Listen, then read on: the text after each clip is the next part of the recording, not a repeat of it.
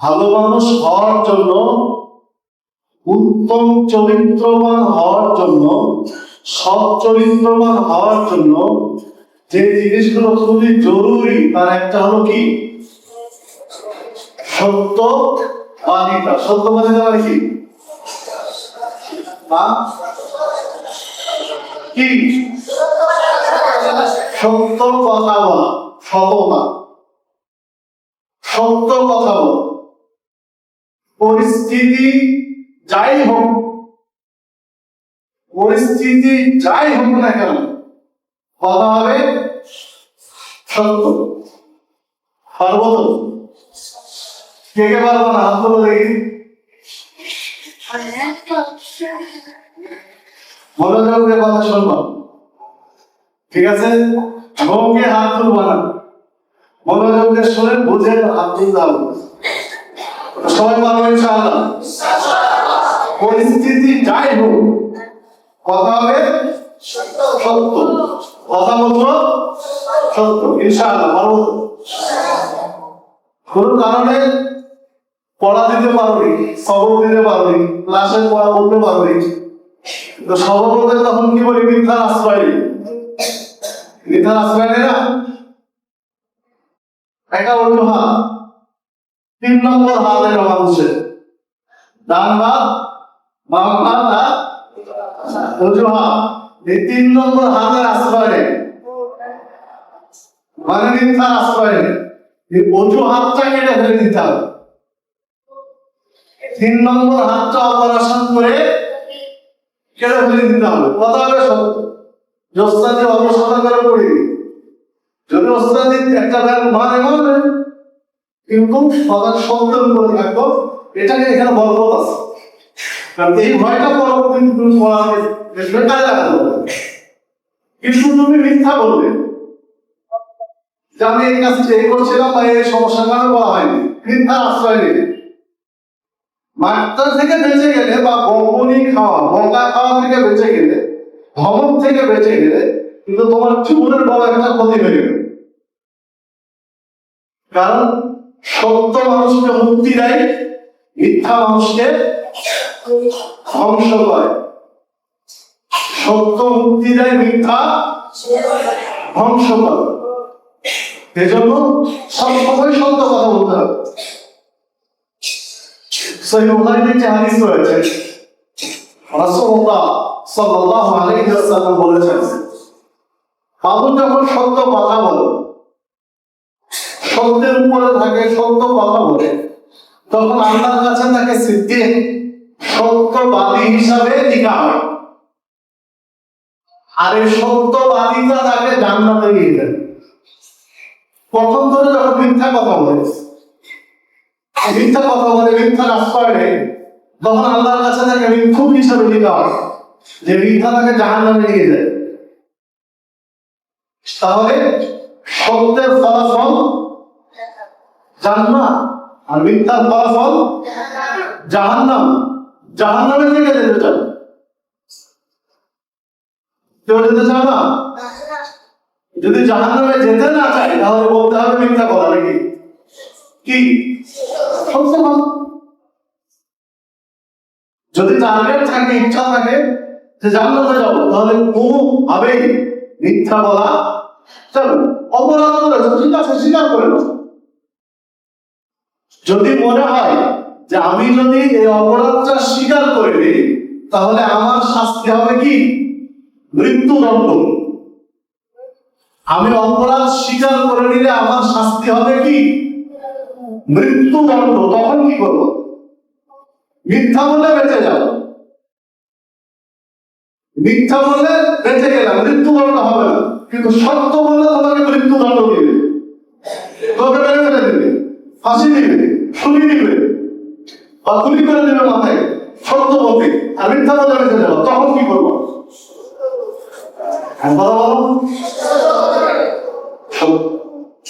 ঠিক আছে, বলে যাবো, কিন্তু মৃত্যু হবে কিসের উপরে? সত্যের। জয় সত্যের, জয় হবে সত্যের। মিথ্যা বলি, মিথ্যা জয় অস্থায়ী, ক্ষণিকের। আর সত্যের জয় স্থায়ী। তুমি আল্লাহর কাছে বেঁচে গেলে, দুনিয়ার জীবনে হেরেছ, কিন্তু সফলতা পাবে কার কাছে? আল্লাহর কাছে। সন্তান করেছে, কিন্তু তুমি মিথ্যার আশ্রয় নিয়ে যদি দুনিয়ায় বেঁচে যাও, দুনিয়াতে ক্ষণিকের জীবনে বেঁচে গেলে, কিন্তু চিরস্থায়ী জীবন আল্লাহর কাছে যেটা পরকালে আখেরা, সেখানে তুমি হেরে যাবে। কিসের জন্য? মিথ্যার জন্য। এদের কথা হবে কি, যদি তুমি দেখো মুসলিমের মধ্যে যে হাদিস রয়েছে, আমেরি বংশের একজন মহিলা সাহাবী, আমেরি বংশের একজন মহিলা যার বিচার করেছিল, জেনা করেছিল, বিবাহিত মহিলা। তো জেনা করার কারণে, ব্যভিচার করার কারণে ইসলামের নীতিতে, ইসলামের আইন হচ্ছে অবিবাহিত পুরুষ কিংবা নারী যদি জেনা করে তাহলে তাকে 100 ব্যাট মারতে হবে। কত ব্যাট? 100 ব্যাট। প্রথম ব্যাটটা যত জোরে হবে, 100 নম্বর ব্যাটটা তত জোরে হবে। মানে মায়ের ক্ষেত্রে কোনো দয়া করা যাবে না। জেনাকারী, ব্যভিচারী এর শাস্তি দেওয়ার সময় মায়ের ক্ষেত্রে কোনো দয়া করা যাবে না, ইহসান করা যাবে না। শক্তি দিয়ে মারবে। কতবার ব্যাট? 100। 100 ব্যাট মারার পরে তাকে এলাকা থেকে 1 বছরের জন্য তাড়িয়ে দিবে। এখন তো এলাকা থেকে তাড়ানোর সুযোগ নেই, কোথায় যাও? ওকে 1 বছরের জন্য বন্দী করে রাখবে। 100 ব্যাট মারার পরে 1 বছরের জন্য কারাগারে বন্দী করে রাখতে হবে। কে ব্যভিচার করবে?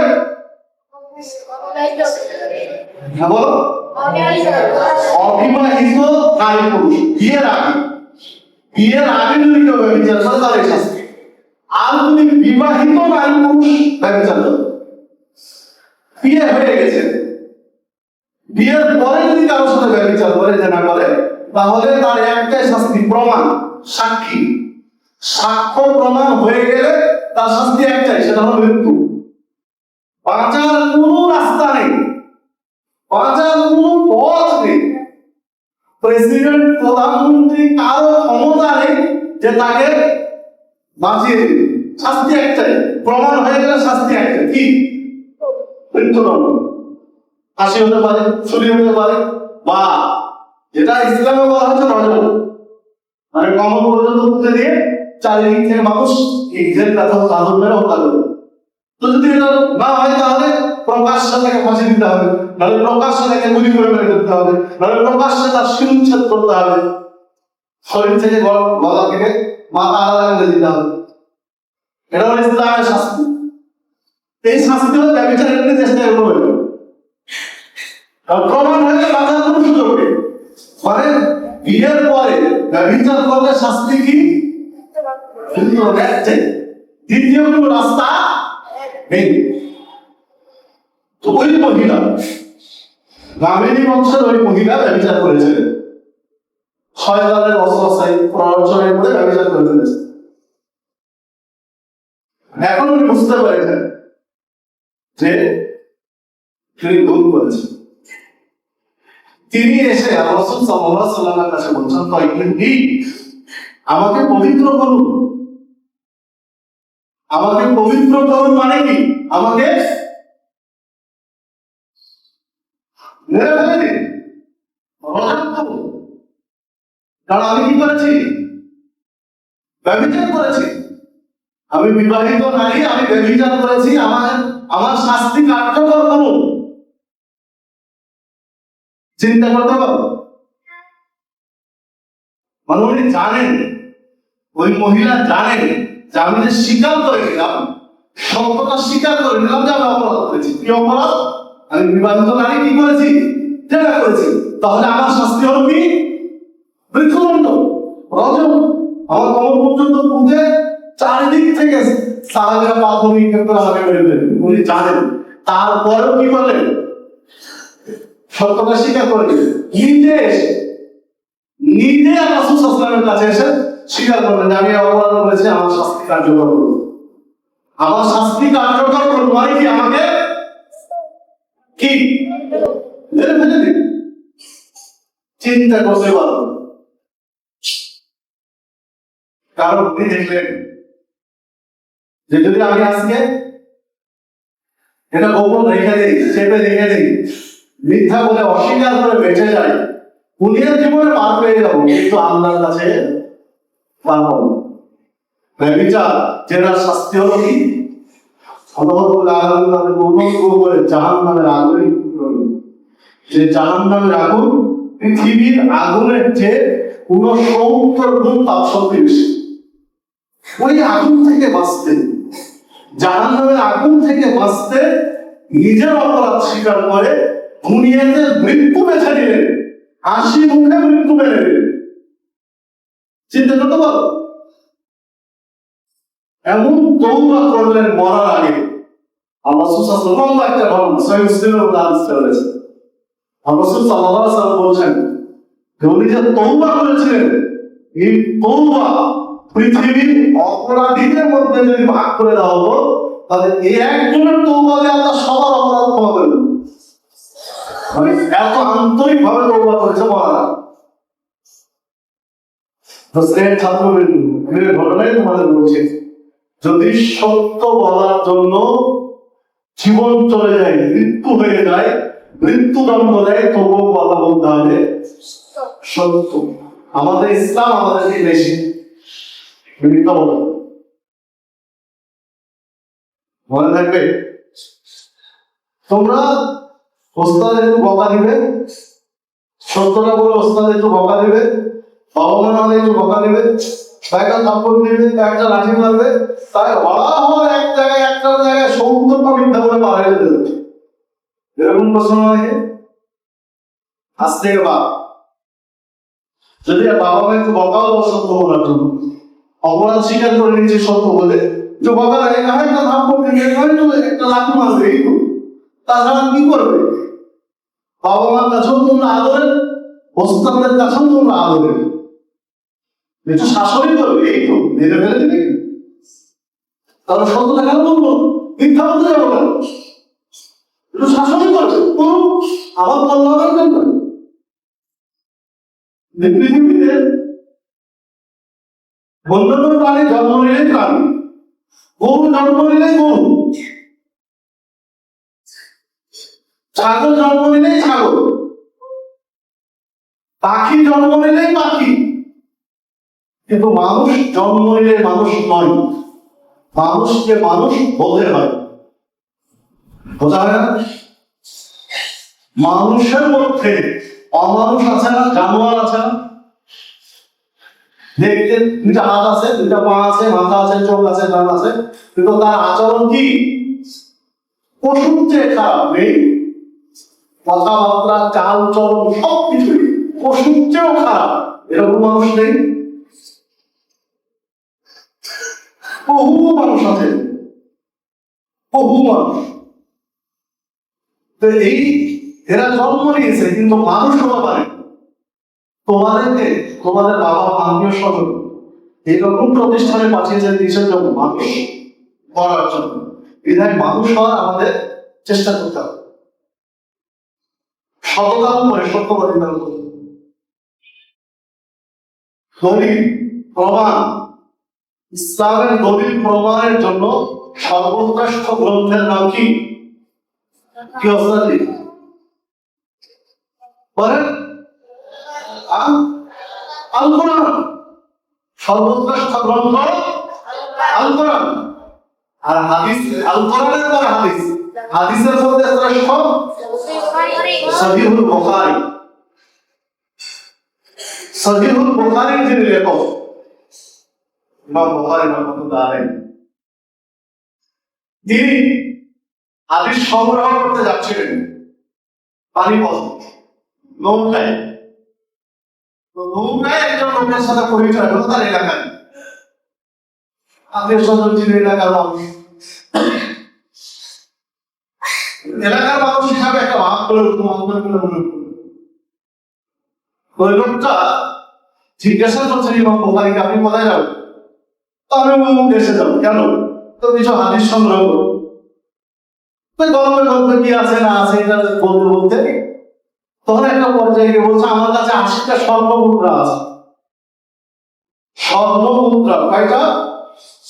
80টা।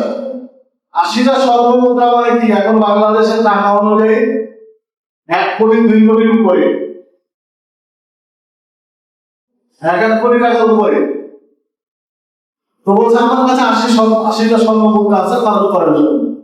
তো যে লোকটার সাথে ইমাম বুখারী কথা বলছেন এই লোকটা ছিল চোর। কি চোর? এখন এই লোকটা চোরের মানে বদমাইশি চিন্তা শুরু হলো যে 80 স্বর্ণ মুদ্রার কাছে কি করে চুরি করা যায়, কি করে চুরি করা যায় এই চিন্তা শুরু হয়েছে। তখন হঠাৎ করে একটা সময়ের চোর ওই লোকটা চিন্তা দেওয়া শুরু করলো যে আমার 80টা স্বর্ণ মুদ্রা হারিয়ে গেছে, আমার 80টা স্বর্ণ মুদ্রা হারিয়ে গেছে, কে আসো আমার উদ্ধার করে রাখবে? কে চিল্লাচ্ছে? চোর। কেন চিল্লাচ্ছে বলতো? খুঁজলে কার কাছে পাওয়া যাবে? ইমাম বুখারীর কাছে। তাহলে খুঁজে পাবেন, টাকাটা দিয়ে দিবে। কি চমৎকার!